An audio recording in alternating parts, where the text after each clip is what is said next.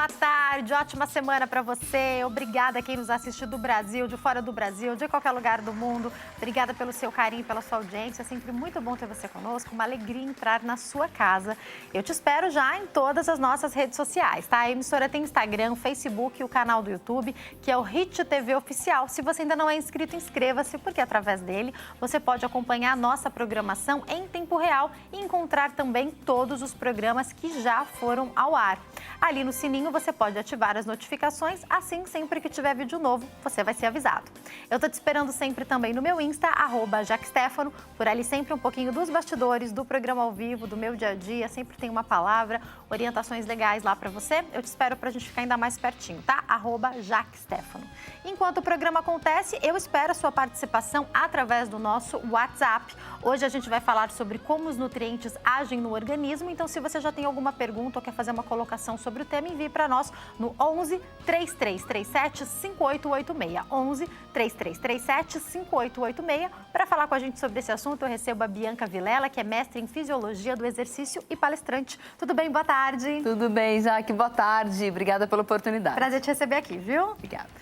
Vamos começar do começo, literalmente, porque muitas vezes a gente fala para a pessoa, olha, capricha na proteína, diminui o carboidrato, dieta low carb, dieta com zero carboidrato, e às vezes a pessoa nem sabe o que é o quê. Sim. Vamos começar explicando o que são os nutrientes, para a gente iniciar o nosso bate-papo, Claro, Bianca, por favor. Vamos lá. Eu acho importante mesmo a gente começar do zero. Existem alguns nutrientes que são os macronutrientes que são muito importantes, principalmente gorduras. Isso é importante a gente salientar, proteínas e carboidratos. Quando a gente pensa ali na montagem de um prato, em uma refeição, a gente sempre vai colocar esses 3 macronutrientes, pensando também nos subtemas que são as fibras e as vitaminas. Então, tudo tem que estar lá, sempre, sempre, sempre, sempre. E você mencionou, existem as dietas da moda, eu sou super contra a dieta da moda, porque sempre tem algo muito restritivo. O ser humano, ele tende a ter um senso de imediatismo. Então, agora é verão. Outubro, novembro é época do quê? Do biquíni, pensar na viagem, pensar no verão e achar que vai ficar com o corpo em dia. Então, pessoal, muito cuidado, porque quando você faz uma dieta extremamente restritiva, como a Jaque mencionou, né? A dieta do zero carbo, que é a dieta keto. A dieta keto é super perigosa para quem nunca fez uma dieta, né? Você tirar um macronutriente tão importante, que é o carboidrato. E aí, depois, eu queria pontuar um pouquinho sobre cada um desses. Pode destrinchar, por favor, fica à vontade. Legal, bacana. Por exemplo, o carboidrato, ele é a nossa gasolina. Então, se eu tenho um dia muito ativo, se eu vou fazer uma atividade física mais extenuante, se eu tenho um trabalho que vai me exigir posturas de trabalho em pé, então eu vou queimar muita caloria, carboidrato. Eu tenho que caprichar no carboidrato. Aí a gente vai falar um pouquinho sobre as diferenças de carboidrato. Agora, já que nós temos que pensar uma coisa, nós somos feitas de proteína. Então, não podemos deixar essa proteína de lado. Né? A gente tem que comer proteína, mais ou menos 1 grama por quilo corporal. Mas eu acho que fica muito difícil a gente começar a colocar muitas regras numéricas, porque aí você vai ter que ter balança, até desiste, né? Você vai ter que ter aplicativo para fazer. Porque, lógico, um bife, por exemplo, né, de 200 gramas, ele não quer grandão, um bifão, ele não vai ter 200 gramas de proteína, ele vai ter 20, 25 gramas de proteína. Aí eu acho que acaba dificultando muito. Então, é importante que a gente entenda também a questão da qualidade de tudo isso. E aí vem o terceiro grupo, que são as gorduras. Então, gordura, assim como tem carboidrato não muito legal, que deve ser exceção, e carboidratos excelentes, a gente também tem proteínas ruins, a salsicha, né? Que todo mundo agora mete o pau na salsicha, mas de vez em quando pode, viu, pessoal? Boa notícia é que de vez em quando pode. E tem proteínas maravilhosas, como o ovo, né? E temos as gorduras ruins e as gorduras boas. Perfeito. Então, nesses 3 macronutrientes, nós temos os macronutrientes de ótima qualidade e de baixa qualidade. Mas vamos lembrar que nós somos feitos de proteína. Então, sempre precisa ter uma proteína em toda a refeição. Café da manhã, lanches intermediários, almoço, jantar e ceia. Não é à toa que a vovó e o vovô tomava um copo de leite antes de dormir, né? Que é uma proteína de ótima qualidade. Perfeito. Vou já até te perguntar sobre isso, que agora todo mundo tá achando que tem que tirar lactose sem ter nada, né? De Deus. Calma que a gente vai chegar lá. Tá. Vamos destrinchar esses 3 macronutrientes que você trouxe para nós e entender. Vamos começar pelo carbo, pode ser? O que é um carboidrato bom? O que é um carboidrato ruim? A gente ouve falar muito de tudo, dieta, põe batata doce que tá tudo resolvido. Mas será que é isso mesmo? Explica para nós. Lógico. Não, tem que ter variedade, gente. Não adianta você fazer uma dieta, não, agora eu só vou... A batata doce é um carboidrato complexo. É um excelente carboidrato complexo, já vou explicar. Assim como o inhame, assim como a mandioca, assim como o arroz integral. Então, nós temos... Tudo que é integral, ele tende a ser melhor do que o refinado, né? Agora, não dá pra gente exagerar nesse consumo, porque é a gasolina. Como é que é o seu dia a dia e como é que está a sua composição corporal? Você está com excesso de peso, está com peso normal, está com peso baixo? Difícil a gente encontrar uma população hoje que tenha essa demanda de ganho de peso, né? Nós temos 60%, 70% das pessoas no Brasil, e não apenas no Brasil, mas no mundo, com excesso de peso. Então, o que é um carboidrato bom? É aquele que sobe pouco a sua glicemia. E o que é um carboidrato ruim? É o carboidrato simples, industrializado. Tudo que vem da natureza é complexo e tudo que vem da indústria é o carboidrato simples. Gente, é claro que todo mundo aqui vai comer uma batata frita de vez em quando, mas vamos lembrar o seguinte, que a exceção não pode virar regra.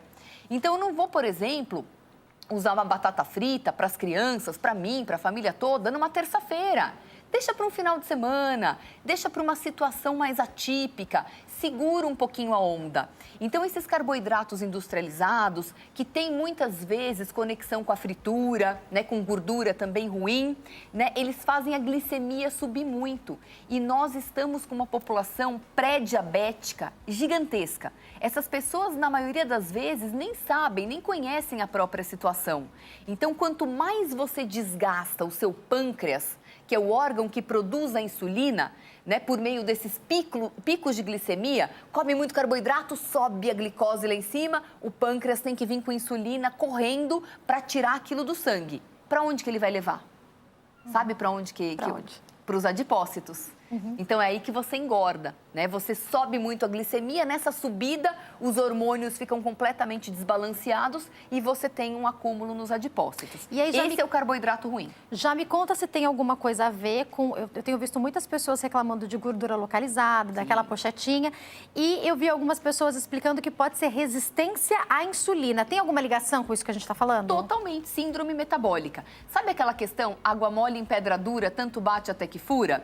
Quando é uma questão de exceção, aquela batata frita do final de semana, você vai ter aquele pico de insulina, né, de glicemia, sobe a glicemia e vem muita insulina, mas é um dia atípico. Agora, segunda, terça, quarta, quinta, sexta, sábado e domingo, aí você entra num processo de desbalanceio hormonal, que é a síndrome metabólica. Você começa, o seu pâncreas fica tão exausto, tão cansado, que antes de iniciar um quadro de diabetes, né, entrando aí num pré-diabetes, você começa com esses sintomas. E a gordura localizada, gente, é o seguinte, é muito importante a gente entender, poucas pessoas falam sobre isso ainda hoje, é importante, ainda é uma técnica muito importante para a gente mensurar a saúde. É a circunferência abdominal. Então, nós tendemos, quando a gente tem síndrome metabólica, a tendência é que esse acúmulo seja na região abdominal. E sabe por quê? Porque aqui estão as nossas vísceras. Por isso que a gente fala gordura visceral, porque as vísceras também estão cheias de gordura. E aí o corpo tem que te avisar, fala, opa, não dá pra você se ver por dentro. A gente não consegue engolir uma cânula e começar, né, dá licença, deixa eu colocar uma cânula aqui pra ver como é que tá. Né, de uma forma simples. Então, o corpo te avisa acumulando gordura na região abdominal. Você falou das frituras e ainda falando sobre carboidrato, você está explicando para a gente que além da escolha do carboidrato, a escolha do preparo vai ser importante, é isso? Totalmente, do preparo e da quantidade ingerida. Tá. Quando a gente pensa em alimentação, a gente pensa em várias questões, né? Quantidade, frequência. Então, quantidade, quanto eu vou comer? Frequência, quantas vezes por semana? E o terceiro elemento é exatamente esse, como esse alimento vai ser preparado. O brasileiro agora ele tem um negócio, doutora, que ele grudou na air fryer e ele não solta de jeito nenhum. E a minha pergunta é, isso é bom ou isso é ruim? Então, tem que tomar cuidado, né? Por causa daquela casquinha da acrilamida que é formada, mas também forma no forno. Então, quanto mais temperatura e aquela casquinha, sabe aquela batata no forno? Eu até pensei que ela vai fazer o crack. Isso, exatamente. Aquilo lá não é tão interessante para a saúde, né? Alguns elementos ali podem ser cancerígenos. Os nutricionistas nadam de braçada nesse assunto. Mas a air fryer, ela tem a questão de você tirar a gordura, o óleo de soja, você que é tão ruim. Você evita fritura, né, provavelmente. Você evita fritura, exato. Então, tudo que é de... Eu acho assim, né? Ah, Bianca, tomar 15 litros de água é saudável? Não. É legal tomar 3 litros de água. Usar air fryer todo dia pode ser interessante? Não. Aí você vai variar. Você vai usar panela, você vai usar forno, você vai usar algumas coisas, porque a gente não cozinha tudo também na air fryer, né? Então, eu acho legal, sim, você fazer essa mesclada. Né? Se for para você escolher a batata que você vai fazer, por exemplo, na sexta-feira, vai fazer uma batata frita, fazer na air fryer ou fritar, é melhor fazer na air fryer. Não, é isso, vezes, né? São as escolhas, certeza, né? São as escolhas. A gente falou do carbo, eu queria que você falasse da gordura agora para nós. Sim, as gorduras O que tem de gordura boa? Sempre ouvi falar que gordura era ruim. Explica pra gente o que tem de gordura boa. A gordura é maravilhosa. Sem gordura, nós não formamos hormônio. E eu, que sou da área da fisiologia, adoro falar de hormônio, né? Se você tira, faz aquela dieta extremamente restritiva com zero gordura, você automaticamente, depois de um tempo, né? Lógico, o corpo ele demora para chegar nesse nível, mas você para de menstruar, por exemplo. Você começa a ter queda de cabelo, assim, de um nível que não adianta usar shampoo anti-queda, fazer tratamento, não adianta. Porque nós também, os hormônios, eles funcionam como uma orquestra. Então, se ali começa a falhar, não vai ter música, né? As gorduras, elas são super importantes. Só que a gente tem que lembrar duas questões. Qualidade das gorduras, tá? Que tipo de gordura a gente vai ingerir e que qualquer gordura é extremamente calórica, mesmo um abacate. Então, nós temos gorduras excelentes. Por exemplo, a gema do ovo. Olha, é difícil bater uma gema do ovo, viu? Porque em termos de qualidade, é um dos melhores alimentos do mundo. É dificílimo você conseguir ganhar de uma gema. Que ganhe. É um super alimento. É um super alimento. Mas não quer dizer que pode comer todo santo dia, toda hora, sem parar, né? A depender do preparo. Você pode, por exemplo, comer 3 ovos mexidos, 3 ovos cozidos. E tem gente que come todo dia, por exemplo, pelo café da manhã, né? Eu como todo dia. Eu como assim na faixa de 3 ovos por dia, né? Não tem problema nenhum com colesterol, porque já vamos voltar ali nas gorduras boas e ruins. Só para fazer esse adendo que eu acho importantíssimo. Antes, muito se falava sobre o colesterol. Ai, cuidado que o ovo, aquela costela que você come uma vez por mês, é aquilo que vai aumentar o seu colesterol. Hoje já se sabe que quem aumenta colesterol com muita força é o açúcar, é o carboidrato. Então, hoje é totalmente diferente. A área científica já sabe, eu já sei sobre... Nossa, já falo sobre isso há 5 anos, pelo menos, né? Mas a população comum ainda não sabe. Então, a gente fica com muito medo de comer certas coisas e são coisas extremamente positivas. Como o ovo, por exemplo. Agora, você vai lotar uma frigideira de óleo de soja e vai fritar 3 ovos? Aí o problema não é o ovo. Claro. Né? É o óleo de soja que saturou. Então, as gorduras são maravilhosas, mas lembrando que, a depender do seu estilo de vida, talvez você não precise comer 3 ovos, você vai comer um ovo, mas não tire a gordura. Outra coisa que é muito legal são as oleaginosas. Vou te perguntar delas agora. As castanhas são maravilhosas. O amendoim, que tem um preço melhor, né? É maravilhoso. Algumas pessoas têm alergia a essas oleaginosas, são realmente alimentos mais alérgicos, mas comer pouquinho, gente, pelo amor de Deus, né? E ninguém vai comer em grandes quantidades, vai comer 1 ou 2 castanhas, um punhado de amendoim, vai tirar o sal desse amendoim, vai comprar a versão sem sal, né? Porque, na verdade, presta atenção, Jaque, o que faz mal não é o ovo, é o óleo de soja. O que faz mal não é o amendoim, é a quantidade de sal que tem nele. Então, de novo, são os preparos, né? Exatamente, são os preparos. E as gorduras ruins, quais são as gorduras ruins? Mais uma vez, são as gorduras usadas pela indústria. Agora a indústria já se ligou que as pessoas aprenderam sobre gordura trans. Olha lá no rótulo, não tem gordura trans, mas eles mudam o nome. Eles fazem uma modificação ali que é basicamente a mesma coisa, péssima, com outro nome. E aí eles fazem questão de colocar no rótulo, sem gordura trans, mas tem gordura industrializada, hidrogenada. né, que são as gorduras vegetais. As gorduras vegetais da indústria, não a gordura vegetal do abacate, que é maravilhoso, mas as gorduras vegetais hidrogenadas, que são provenientes da indústria. São essas as maiores entupidoras e provocadoras de doenças cardiovasculares. Fala pra gente da gordura, aproveitando que você está falando, da gordura que vem nas carnes. Pode ser consumida ou não? Maravilhosas. Gorduras tem na carne, você não precisa comer aquela gordura, aquele sebo, por exemplo, né? Claro, tem gordura, tem cortes de carne que tem muita gordura. Aí você vai tirar. Ninguém vai bater laje, né, já aqui. Pô, vou bater uma laje inteira, vou precisar de muita caloria. Quem é que bate laje, né? As pessoas trabalham no computador. Então, mais uma vez, o preparo de acordo com o seu estilo de vida também, né? Perfeito. Agora, as carnes, as gorduras animais, elas são muito menos prejudiciais do que as gorduras da indústria. Então, você vai deixar para um churrasco no final de semana. Vai escolher quando você vai fazer Vai esse escolher. consumo, E aí, você né? não precisa comer aquela fatia, aquela grossa de picanha, aquela gordura gigantesca, né? Você vai comer a carne, que a carne já contém bastante gordura. Eu vou te fazer uma pergunta de algo que eu sempre ouvi falar que era muito bom. Substituir em casa. Hoje em dia a gente fala mais sobre óleo de coco, mas sempre ouvi falar da banha de porco, que muitas pessoas gostam de usar. Espetacular. Segue sendo uma boa opção? Segue sendo uma excelente opção para de vez em quando.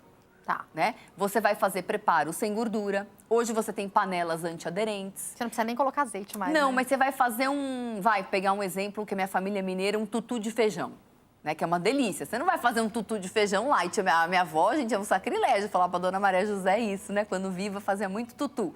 E aí você vai usar uma gordura de porco. Não é ela que vai entupir o seu coração. E não é ela que vai causar todo esse problema do colesterol. O que é pior? Você comer um crepe com creme de avelã ou um tutu de feijão? Gente, crepe, é muito né? pior um crepe que é farinha pura e aquele monte de óleo industrializado, vegetal, aquele sim é um grande entupidor, Perfeito. né?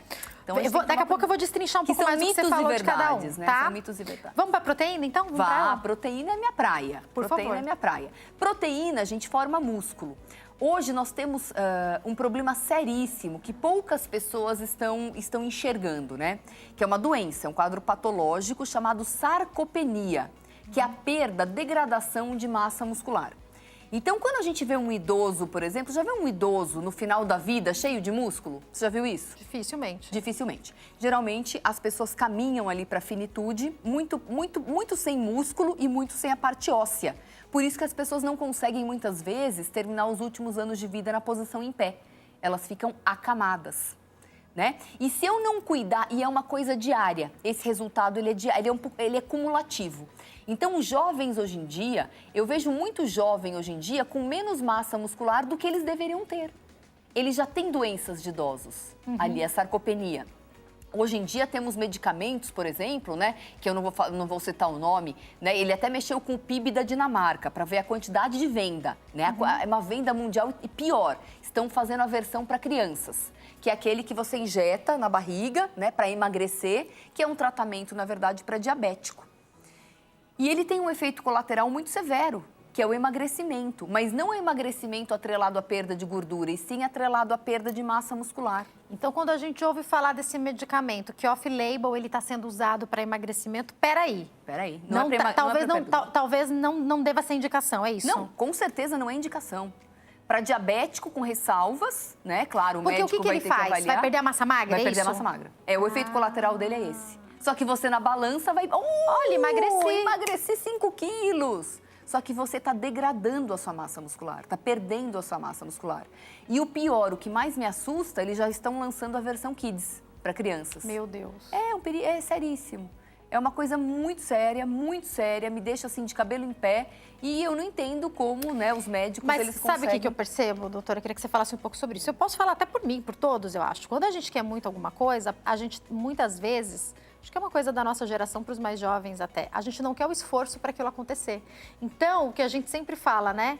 A pessoa não quer emagrecer, ela quer ser emagrecida, né? Melhor ainda se eu puder ficar paradinha, aí toma uma injeção, fica sem vontade de comer, seus problemas acabaram. Mas e depois? E a vida real? Como você falou das dietas restritivas, você vai ter que voltar para a vida real em algum momento. Se não aprender a comer direito. Eu concordo plenamente, mas por isso que existem profissionais da área da saúde. E qual que é a nossa missão? É exatamente fazer com que as pessoas tenham saúde. Perfeito. E eu não vejo isso, eu não vejo essa responsabilidade na área da saúde. Eu vejo exatamente o contrário. Eu acabei de chegar do congresso mais importante de longevidade no mundo, que acontece na Irlanda. E qual é exatamente assim, a nova tendência? Quais são as novas drogas? Gente, mas espera aí. A minha base, o que eu aprendi é exatamente o contrário. Claro que a gente precisa de novos medicamentos, drogas como medicamento, né, pessoal? Claro que nós precisamos de novos medicamentos para tratar quem já está doente. Aí mas a gente nós está temos falando uma de base. indicação. Pode sim, uma pessoa que já está obesa, que precisa de emagrecimento, pode haver uma indicação. E o que a gente espera é que seja com desmame, né? Que a pessoa vá aprendendo a comer. Sim. Vê se eu tô certa, doutora. A pessoa aprende a comer corretamente. O medicamento pode ajudar ela nessa ansiedade, ou seja, o que for. Aí ela pode procurar, enquanto isso também, além do nutricionista, um psicólogo para poder entender o que está acontecendo. Para que quando esse remédio saia, ela já tenha aprendido a comer e não engorde mais. É sobre isso, não é? É exatamente sobre isso. Só que nós não vemos isso. Esse que é o grande problema. Então, novas drogas são necessárias, mas a base da saúde preventiva é mais necessária ainda. Até porque se começar direito, ninguém vai chegar lá, né? Exato. Não vai precisar. Exatamente. A gente, para quem já tá lá, a gente precisa da droga, mas para quem tá, pra gente, pra nossa geração ou pros mais jovens, o ideal é comer adequadamente para nem chegar lá, né? Sim. Caso das cirurgias bariátricas, por exemplo, faz sentido uma orientação de você engordar a pessoa para ela bater um IMC para depois fazer uma cirurgia que muitas vezes vai mutilar ali um órgão, né, que vai ter consequências seríssimas. E o efeito rebote, boa parte dos casos, muito ruim, porque você não tratou a pessoa. Para quem vai para uma bariátrica, por exemplo, eu já fui contratada por 2 empresas somente para conduzir projetos sobre isso, para tentar fazer com que as pessoas recuem em relação, e a gente teve números assim muito positivos. Mas a grande questão é, para aquelas pessoas que realmente têm uma indicação, existem pessoas que têm indicação, claro. Mas você tem que trabalhar com essas pessoas como uma jornada de aprendizado. Você tem que realfabetizar essas pessoas durante esse processo anterior à bariátrica e posterior também, como uma escola de saúde. E nós não vemos isso. Porque depois, quando ela estiver caminhando sozinha, que já o estômago começa a dilatar... Aí pronto, já foi, né? Eu conheço pessoas que fizeram 3 bariátricas. Eu vou voltar já em alguns tópicos ainda sobre carbo, gordura e proteína, mas antes chegou a pergunta do público que tem tudo a ver com o que eu queria te perguntar. Pode colocar, por favor. Essa pergunta que chegou pra gente é da Nilza. Obrigada pela participação, Nilza. Olha o que ela fala. Quero saber se é ruim cortar o leite da minha alimentação. Excelente pergunta, Nilza. Obrigada pela participação. Um beijo grande. Tem gente intitulando que tem alergia à lactose sem nunca nem ter feito o teste. É para tirar os laticínios, não só o leite, da alimentação ou não? Então, tem que procurar um nutricionista, né, uma nutricionista, para ver se realmente você é alérgico à lactose ou a proteína, porque um açúcar... Meu problema é caseína. Caseína. O meu não é caseína. Caseína é o alimento que tem... É o nutriente que faz maior síntese proteica, que faz mais músculo na história. No meu nível 3, quando eu fiz a lista de tolerância, isso. nível então, 3. Tudo bem. Agora, também, eu não acho interessante você tomar leite com remédio. Né, que é o leite sem lactose. Não é que tira a lactose, que milagre, vamos tirar a lactose. Não, eles colocam um remédio ali para você não ter problema com a lactose. Peraí. Calma aí, que agora mudou. Calma aí. Claro. O alimento... Nilza, segura aí, Mas Nilza. Mas peraí, vamos lá. Que história é essa? Não é que eles tiram, eles colocam um remédio. Tem um nome até, enfim, é um nome bem comum. Que é tipo aquele remédio que quem tem que tomar antes se for consumir. Exatamente, é exatamente isso. Exato. Você está tomando que leite com remédio. Tem problema com lactose, vai lá falar pelo seguro, não vou comprar. Tanto é que eles não são super, não, tá liberadão, você que tem... Se você realmente tiver uma alergia, uma intolerância, gente, é gente que tem baixíssima intolerância que pode consumir esses alimentos, que eu não sei se eu vejo vantagem. E a minha Nutri, ela me orientou, assim, a ficar um tempo tentando sem consumir, mas ela falou, não é para tirar pro resto da sua vida, não é isso. A gente vai testando, a gente vai vendo como pode fazer. Não é tirar pro resto da vida, né? Não. Também, é lógico, mas só que isso com acompanhamento, né? Eu, por exemplo, não sou nutricionista, eu sou fisiologista, né? Mas, claro, tem a base nutricional. Agora, Nilza, você vai ter que realmente procurar um nutricionista para saber, mas assim, de um modo geral. Como é que ele vai saber? Isso. Como é que ele vai saber? Não tem como sem fazer um teste também, vai ter que fazer o teste. O teste é na prática. Tá. Né? Agora, é muito fácil do fazer nada, esse teste. não tenho nenhuma sensação, talvez ela não tenha nenhuma sensação e ela fala assim, quero tirar porque eu tô ouvindo todo mundo falar que vai tirar a lactose. Não precisa fazer isso. Eu acho uma metralhadora no pé, não é nenhum tiro no pé. Agora, tô com coceira, tô com alergia. Tá dando alguma resposta, vai procurar o que é, né? Vai procurar exatamente. Que pode ser primeiramente um médico, ou primeiramente um nutricionista, um também pode indicar pro outro, Agora, né? sabe o que tem muito problema, o que gera muito problema? O quê? Leite de caixinha. Peraí. Vou pro intervalo. Tá. Próximo bloco. A gente continua no próximo bloco falando sobre, especificamente, a gente volta falando sobre leite de caixinha, que eu acho que é o que você consome na sua casa. Me manda mensagem, 11 3337 5886, que a gente esclarece a sua dúvida. No próximo bloco eu tô de volta.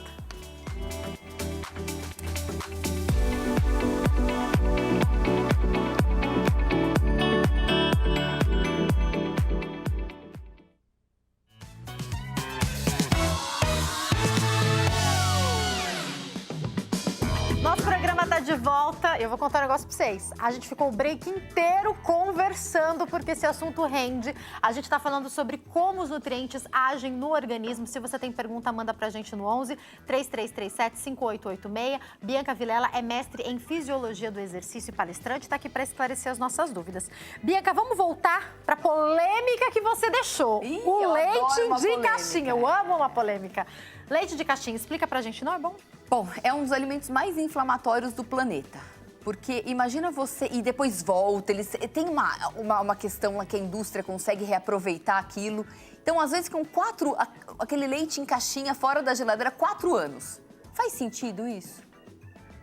Agora, qual que é o leite melhor? É aquele que fica na geladeira no supermercado. Problema, ele custa 3 vezes mais. Exatamente. Porque ele é perecível, tem muita perda. Então, você tá lá, você vai hoje no mercado, você olha, não vai, só daqui 2 dias, 2 dias eu não vou consumir, não vou comprar. Então, aquele leite se perde. E até porque ele é mais caro, né? Com muita facilidade, exatamente. Agora, o leite de caixinha é um dos piores alimentos do mundo. Agora, aqueles leites que agora eu tô ouvindo falar muito, leite de castanha, por exemplo, de coco, esses leites são bons? Eles não são tão inflamatórios. Também tem caixinha, né, gente, envolvida, né? Lembrando que ela não é nutricionista, mas a gente tá entendendo um pouco como isso funciona no organismo. Chegou uma pergunta aqui, que eu sei que ela pode responder, embora ela não seja nutricionista, ela vai orientar, tá? Que o Israel mandou pra gente. Obrigada pela participação. Ele diz, boa tarde, tô assistindo o seu programa. Eu gostaria de saber qual amendoim é mais benéfico, o torrado ou o cozido?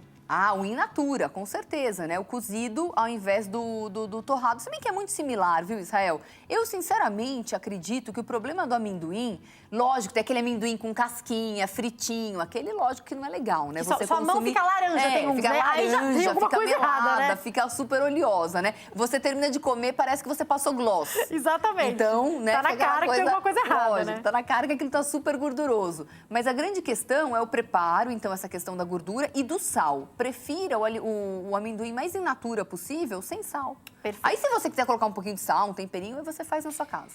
Quero agora entender como que tudo isso que a gente falou, falando, por exemplo, dos macronutrientes que você ensinou aqui pra nós, vão agir no nosso organismo. Eu quero saber se a combinação certa faz ou não diferença. Vou dar um exemplo de algo que eu já ouvi falar, que é... Você tá lá com baixo ferro, e eu sei que boa parte da população tá com ferro baixo. Aí você fala, bom, recebi a orientação... No almoço, por exemplo, vou caprichar no feijão. Vou comer ali um feijão, algo que tenha o ferro. Come bonitinho. Aí terminei de comer. O que o brasileiro tem o hábito de pedir? Um cafezinho. É verdade que vai diminuir a absorção desse nutriente? É verdade? Jaque, que pergunta maravilhosa. Eu respondo muito essa pergunta nas empresas. Então, vamos lá. Primeira coisa do ferro. Realmente, as pessoas, a população mundial está com uma carência de ferro absurda. Principalmente mulheres na fase da menstruação, que já perdem sangue. Então, realmente, a carência de ferro é verídica. Segunda questão, que ninguém sabe, o ferro ele só é absorvido na presença da vitamina C. Ele então, precisa fazer uma conversão. Se você está comendo o produto, você não... Mas eu ponho o que ali? Tipo um beterraba, suco de laranja? Ou então um pouquinho de suco de laranja. De laranja, pode? Pode, se for de 2 laranjas, você não precisa fazer um copo com 8 laranjas. Você faz um copinho de 2, 3 dedos. Pode até pôr água ali um pouquinho, 3... né? Sim, ou então aquele clássico sem caloria que é sensacional, aquela famosa água com limão. Pode ser também. Claro, até Perfeito. 200 ml não vai atrapalhar a digestão e a absorção. O problema é aquele refrigerante de 600 ml, aquilo vira uma água. Na hora de digerir, o corpo fica desesperado, né? Então, realmente fica muito aquoso. A gente tem que ter uma alimentação mais sólida, com menos, mas precisa de um pouco de água. 200 ml é até legal. Então, você precisa da presença da vitamina C. Tem gente que suplementa a vitamina C, que toma a vitamina C. Verdade. Então, em que horário você vai tomar? No horário do almoço, é claro. Quando tem a presença ali do feijão, desses alimentos com ferro. E aí você vem com um terceiro ponto que é fundamental, que é o café. Bom, antigamente as pessoas tomavam bastante café, mas não 15 cafés como eu vejo nas empresas. É um absurdo. Se deixar a gente, né, Aldri? Se deixar eu e a produtora, é um café atrás do outro. Então, só que daí tem uma questão. Tem gente que ainda... a gente vai voltar para o café e para a absorção do ferro. Mas tem uma outra questão importante. Tem gente que consome o café com açúcar. Então, eu conheço pessoas que na empresa a gente faz continha ali, que a pessoa ingere 500 calorias de café por dia. Por causa do açúcar, não o café. O café não tem caloria. Você está adoçando o café. E aí você tem um metabolismo diário, um consumo diário necessário para um homem de 1.500 calorias. Nós aqui, 1.200, chutando alto. Então, metade já foi em café. Ai, mas eu não como nada e não sei porque eu estou engordando. Pois é, então já sabe que o café, ele vem com força aí nas calorias, né? Se você consome com açúcar. Já que você falou, vou te perguntar do adoçante. Sim. Pode ser uma opção? Pode ser uma ótima opção. Tá. Vamos falar do adoçante? Aí a gente já entra para o adoçante. Pro próximo, Isso, só próximo adoçante. Vamos, que é interessante. A OMS acabou de fazer uma resolução nova sobre adoçante. É importante a gente falar para o público. Perfeito. Então, vamos lá. E aí você vem, com o café depois ali da comida. Seguidinho, geralmente, Seguidão. né? É. O que acontece? O café, ele é antivitamínico. Ele tira as vitaminas. Ferro, cálcio e vitamina C. Mas peraí, e o nosso café da manhã, que tem geralmente café com leite? Então, tem. Também tá tirando, se você tiver ali pondo alguma coisa que você acha que é importante no café da manhã? Sim. Mas aí você vai comer ferro, cálcio e vitamina C. Então, um pão com ovo e o café não tem problema. Agora, o café com leite, você já tirou o cálcio do leite. Mas você vai ter um confusa. pouquinho, você vai ter uma...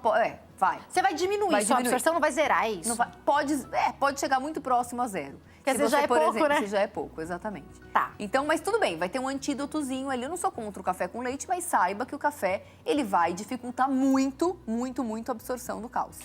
Por que Agora, que eu queria... se você tomar um copo de suco de laranja e tomar um café, você comeu ali, papapá. Gente, você vai ficar só com as calorias. É muito prejudicial. O que você tem que fazer pra gente dar uma luz no fim do túnel ali pro pessoal? E espera pelo menos 30 minutos. Você tá num restaurante? Tudo bem. Você tá ali num domingão, com a família. Você vai o quê? Conversar. É um almoço que vai durar. Então você vai depois comer uma sobremesinha, você vai dividir ali uma sobremesa. Aí depois, pra fechar, galera, um café.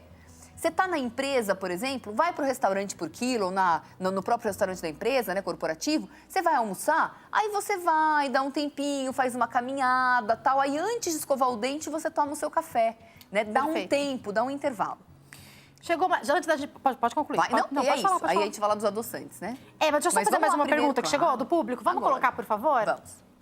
Que a nossa telespectadora ainda está com mais dúvida. É a Nilza. Eu não tenho problemas com lactose, porém, meu médico solicitou que eu mudasse para leite A2. Sempre tomei leite desnatado e qualquer marca, inclusive, me orientou a diminuir os laticínios que estavam prejudicando a absorção de vitaminas. Obrigada, Nilza. Excelente sua colocação, por favor. Nossa, leite A2 é qualidade ali em cima. É um tipo de leite. Aí, realmente, ela tem que consultar uma nutricionista.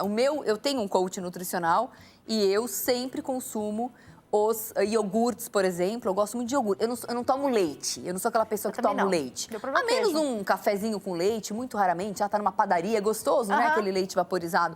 Mas o leite A2 é um tipo de leite, ele tem um tratamento mais natural. Ele é um leite mais natural, digamos assim. Ele é um pouco mais caro. Um pouco mais caro, né? Ele é um pouco mais caro. E deve ter essa validade mais curta também. Tem uma validade bem curta. Ele é bem natureba, ele é um leite bem in natura. Perfeito. Então, e ele não tem, assim, tanta pasteurização, ele não tem esse processo industrializado. Então, acho que é importante falar para a Nilza que se o médico já deu essas orientações, para ela encaixar direitinho, é legal procurar um Nutri, né? É importantíssimo procurar um Nutri. Sabe quem vai te salvar no final do dia? É o professor da academia e o nutricionista. E aí, lógico que uma vez por ano você vai fazer check-up, você vai a cada 6 meses ao médico, é lógico que você vai fazer esse acompanhamento médico. Mas o seu dia a dia, que tem a ver com o seu estilo de vida, é o seu professor da academia e o nutricionista. Não deixe de consultar um nutricionista. E aí, para quem pode, acho que isso é muito legal, né? Você manda aquela mensagem, fala, Nutri, eu tô com dúvida, posso misturar isso aqui? Claro. Porque no dia a dia, às vezes você tá ali num dia que você vai no quilo, você fala, nossa, hoje eu não tô entendendo o que eu posso fazer aqui. Às vezes não bate, né, informações que você tem. Porque a gente tá trazendo informações aqui, por exemplo, dos nutrientes. Você é especialista na área. Pra gente, muitas vezes, a gente se depara com algo e fala, será que isso aqui pode ou não pode? Essa combinação tá boa, não tá? E cuidado com os blogueiros, hein? Cuidado com os blogueiros e blogueiras, opinião, né? Porque a gente tem hoje em dia jornalista falando que é especialista em saúde, tem blogueiro fazendo programa de regime. Então, isso é um perigo para a saúde, porque depois, quando você perceber que você perdeu a saúde, você vai reclamar para quem? Esses dias eu vi aí acho que é ex-política com um programa de emagrecimento. Então, aí não sei onde estudar. Às vezes estudou para isso, né? Mas ou então tem ali especialistas que vão e tal, fazer, né? Mas tem que tomar muito cuidado. Eu, sinceramente... Vamos para os adoçantes? Vamos! E aí, fala mais sobre eles. O que acontece? Como eles agem no nosso Eles organismo? agem da seguinte forma, eles são substitutos para o açúcar.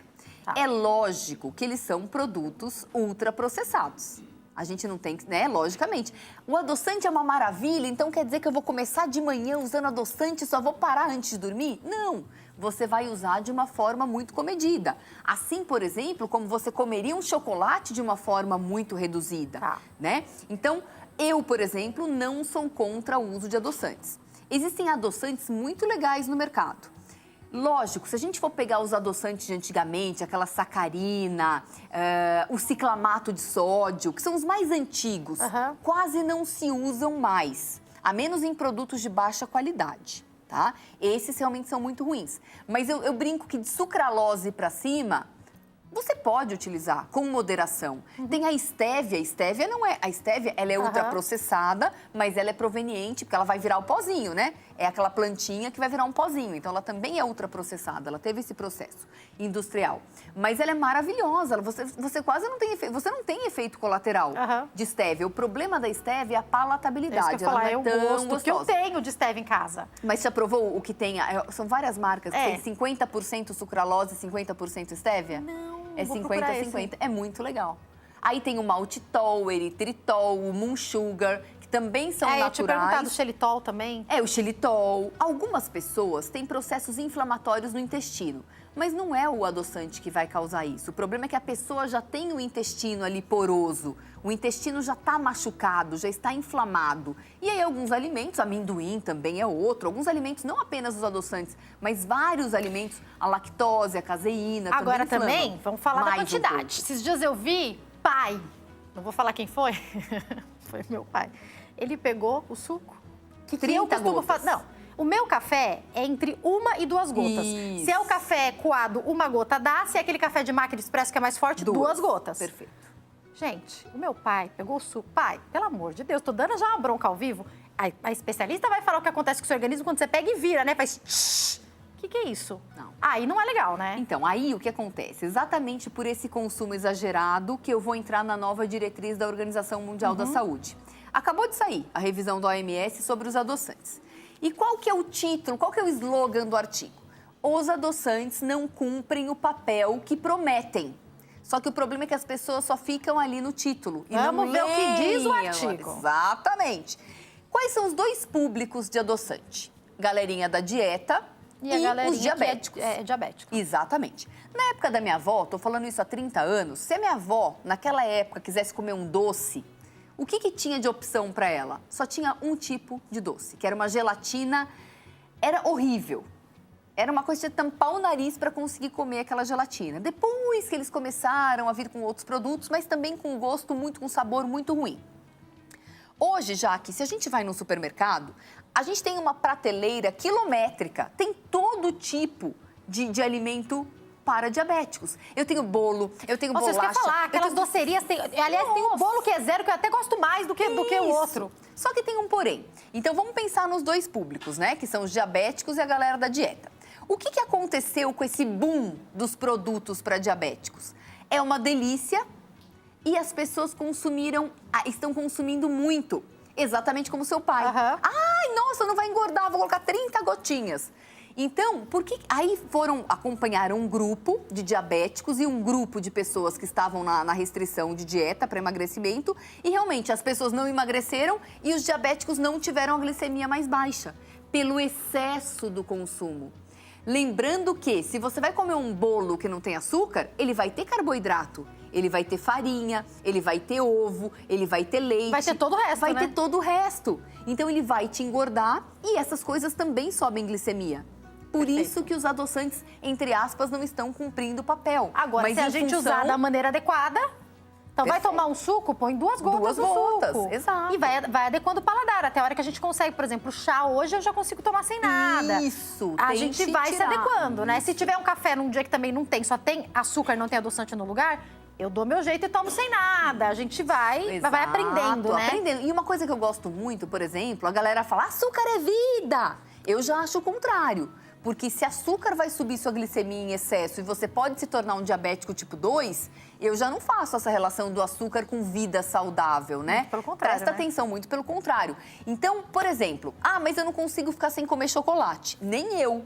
Mas eu como um chocolate de 20 gramas, todo dia eu como um chocolatinho de 20 gramas e eu opto, sim, por uma linha zero açúcar. 70% precisa ser? Então, 70% com açúcar, né? Aí é com açúcar. Tem que tomar cuidado. Porque 70%, esses 70%, 85%, 99% desses alimentos têm açúcar. Você tem que ir para a linha zero. É diferente. Dá para fazer a última pergunta? Peraí que a gente tá caminhando por fim. Vamos lá. Vou fazer a última pergunta e calma aí. Peraí. O Carlos Alberto, obrigada pela participação. Carlos, boa tarde, estou assistindo o seu programa. Parabéns. Obrigada, Carlos. Assunto sensacional de aprendizado. Gostaria de saber do açúcar das frutas naturais. Qual o limite para comer por dia, principalmente a banana? Carlos Alberto, cidade de Dutra, São Paulo. Obrigada pela participação. Carlos, que pergunta. 2 minutinhos só. Que pergunta maravilhosa. Bom, fantástico, né? Os nutricionistas dizem de 3 a 5 frutas por dia. Eu gosto de 5, vou dar um relato pessoal. Eu gosto de 5 frutas por dia, sendo 2 delas limão. 2 sucos de limão. E aí eu fico com 3 frutas de menor índice glicêmico. A banana tem bastante glicemia, mas é um super alimento também. Então, uma banana e aí você consome sempre, por exemplo, com casca. Você vai comer uma laranja, coma com bagaço, porque aí você vai realmente ter esse benefício de não subir tanto a sua glicemia. Então, de 3 a 5 frutas, se for 5, 2 limões e 3 outras frutas. É fundamental comer fruta. Hoje nós temos, por exemplo, um problema sério. A gente tem um super atleta das antigas, né? Até da família Grace, vou até citar o nome, né? O Rickson Grace, que ele tinha uma metodologia de dieta. E a base dessa dieta, excesso de frutas. Então tinha lá 12 frutas por dia, 15 frutas por dia. E muitos desses atletas das antigas ficaram com problemas metabólicos em função da frutose. A frutose é um açúcar, é natural? É, mas é um açúcar.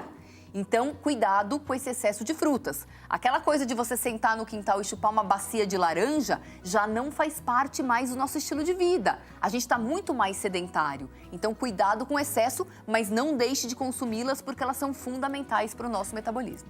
Chegaram muitas perguntas, quero agradecer o público de todo o Brasil mandando mensagem. Bianca, obviamente não deu tempo da gente falar tudo, eu vou te convidar para voltar, pra gente continuar esse bate-papo, mas quem quiser, tem muito assunto, né?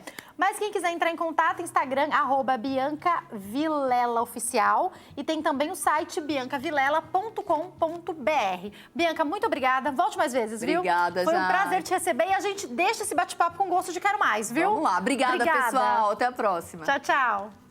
E agora é hora do quadro Seu Direito. Agora, Seu Direito, com o advogado Leonardo Girundi.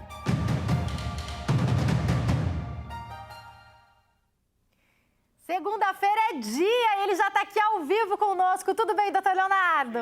Tudo bem, querido. Prazer estar aqui. Segunda-feira chegou. Prazer é nosso em te receber. E, pergunta de dia a dia, viu? Já chegou. Vou te fazer a primeira. Vamos ver quantas dá tempo, tá? Vamos lá. Essa aqui é de dia a dia. Ó, essa aqui. Vamos lá. Meu vizinho colidiu com o meu carro. Ixi. Mas agora ele está se negando a pagar pelo dano, afirmando que a culpa é minha. O que devo fazer? É o Vitor Lima, de Campo dos Guaianazes, no Rio de Janeiro. Ele não explicou se foi num prédio, se foi na rua, como é que foi isso, mas que luz você pode dar pra gente, doutor? Ótima pergunta e, infelizmente, muito comum nos nossos dias a dias, né?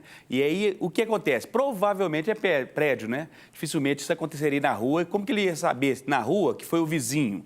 Provavelmente aconteceu no prédio, dentro do condomínio. Quando o condomínio tem câmeras que possam filmar e identificar essas situações, beleza, fácil de ser solucionado. Um dos maiores problemas em relação a batidas de carro ou acidentes, qualquer tipo de acidente de carro, é a prova. Então, até mesmo qualquer tipo de acidente na rua, o difícil é provar quem bateu em quem estava culpado naquela situação. Normalmente é feita ali uma perícia quando é na rua. Agora, dentro da garagem, como que se prova que o carro não tinha aquele arranhado? Como que prova que foi exatamente aquele vizinho, que não foi você entrando na garagem ou foi você que bateu no vizinho? Então, é muito difícil provar. Se não tem imagem e se não tem testemunha, sempre falamos aqui, testemunha é quem viu. Testemunha, inclusive tem pessoas que falam testemunha ocular, né? Testemunha é ocular é que viu. E pode ser testemunha também porque ela ouviu o que aconteceu. Então, se não tem testemunha, será muito difícil provar. E se você não tem como provar, você vai ingressar judicialmente e provavelmente vai perder a ação judicial. Então, o que aconselhamos sempre aqui? O melhor caminho é o diálogo, o melhor caminho é um acordo, chegar no meio termo e tentar resolver a situação numa boa, porque além de o problema do carro passar, a vizinhança não passará. Muitas vezes você vai continuar vivendo com essa pessoa durante muitos anos. Então tenha calma na conversa, esse é o melhor caminho. É verdade. Me disseram que eu falei errado, que eu falei Guaianazes, mas é Campo dos Goitacazes. Se eu falei errado, tá aí corrigido, tá? Obrigada, Vitor, pela participação. Eu vou fazer mais uma, tá, doutor? Ótimo, que eu acho que dá tempo. Previdência, hein, ó. Ótimo. Tenho 62 anos, nos últimos 20 anos, a empresa pagou o meu INSS. Durante os últimos 10 anos, eu assumi e tenho pago o meu INSS regularmente. No entanto, estou tendo dificuldades para me aposentar. Existe alguma maneira de agilizar o processo da aposentadoria? Então, pelo que a gente entende aqui, são 30 anos de contribuição, doutor, e 62 de idade. A primeira dificuldade dessa pergunta é saber que se é homem ou mulher. Tá, porque já faz diferença. Tem nome aqui sim, é o Geraldo de Souza, Geraldo, de Osasco. Então é homem, então é ótimo. Homem. Por quê? Porque tem diferença, né? O tempo de contribuição e o tempo de idade também para aposentadoria, tanto para homem quanto para mulher, são diferentes. Então faz toda a diferença no cálculo. Se ele tem 62 anos, ele não tem a idade mínima, né? Que são 65 anos, ou melhor, a idade máxima de 65 anos. Então, ele está ali no limite dos 62 anos, que em 2023 seria o mínimo permitido para a aposentadoria integral. Mas, para isso, ele tem que ter 35 anos de contribuição. Tá? Então, se ele, teoricamente, a empresa contribuiu por 20 anos e ele contribuiu por 10 anos, provavelmente faltam ainda 5 anos. Como que resolve isso? A primeira coisa a se fazer, entra no site lá da Previdência. Lá tem como você indicar o seu CPF e buscar a informação do seu extrato de contribuição. Da mesma forma que você tira o seu extrato bancário, você pode tirar o seu extrato de contribuição. E lá vai estar informando quantos meses você tem de contribuição e aí, com isso, você tem informação quanto falta ainda para a sua aposentadoria. Agilizar a aposentadoria, não tem jeito, tá? Hoje em dia, inclusive, quando chega na data certa, você recebe uma carta da Previdência falando que está na hora de se aposentar. Então, não tem como você agilizar a sua aposentadoria. Se está no período correto, basta você solicitar, você não precisa de advogado para isso. Você solicita o tempo de aposentadoria, a sua aposentadoria, e você será concedido ou não. Se não foi concedido e você acha que foi injusto, você pode recorrer perante o órgão ou até mesmo judicialmente. Se você quiser uma informação presencial, você pode. Busque uma agência do INSS, tem várias pelas cidades. Então, vá à agência, leve o seu documento e busque informação. Fale assim, olha, tem tanto tempo de contribuição, eu já posso aposentar? Você será atendido e terá uma noção melhor sobre o seu caso. De repente, tem alguma empresa que ele trabalhou antes, que ele não está contabilizando, e aí talvez tenha esses 5 anos, é só fazer isso, né, doutor? E tem também a questão de quando tem insalubridade, né? Então, Perfeito, quando a pessoa trabalha com insalubridade, tem lá o PPA, e aí, com isso, você consegue reduzir o tempo de trabalho. Doutor, eu tenho que encerrar. Não dá tempo de fazer mais uma pergunta, mas eu vou deixar ela no ar para a semana que vem. Ótimo, o que o senhor acha? Vou deixar ela no ar, ó. É bom que eu vou pensando na resposta. Isso, fica para a semana que vem, ó. Fui recentemente demitida e acredito que ocorreu uma injustiça no meu desligamento. Como posso buscar orientação da Justiça do Trabalho? Ana Ferraz, da Bahia. Fica para a semana que vem, tá bom, doutor? Que vem. Aí a gente deixa um mistério no ar. E aproveita você que está nos assistindo, manda sua dúvida, sua pergunta. seudireito@hittv.com.br. Manda sua dúvida, sua pergunta que eu vou te responder aqui na próxima. Faça como esses telespectadores, tá? Envia a pergunta e também pode acompanhar o doutor Leonardo lá no Instagram, né, doutor? Exatamente, @Leonardo Girundi. Doutor, muito obrigada. A gente já tá te esperando a semana que vem com mais dúvidas, tá? Uma abraço, ótima querida. tarde. Até mais, Obrigada. tchau, tchau. Obrigada a você também pelo seu carinho, pela sua audiência. Eu te espero aqui amanhã ao vivo, se Deus quiser. Tchau, tchau.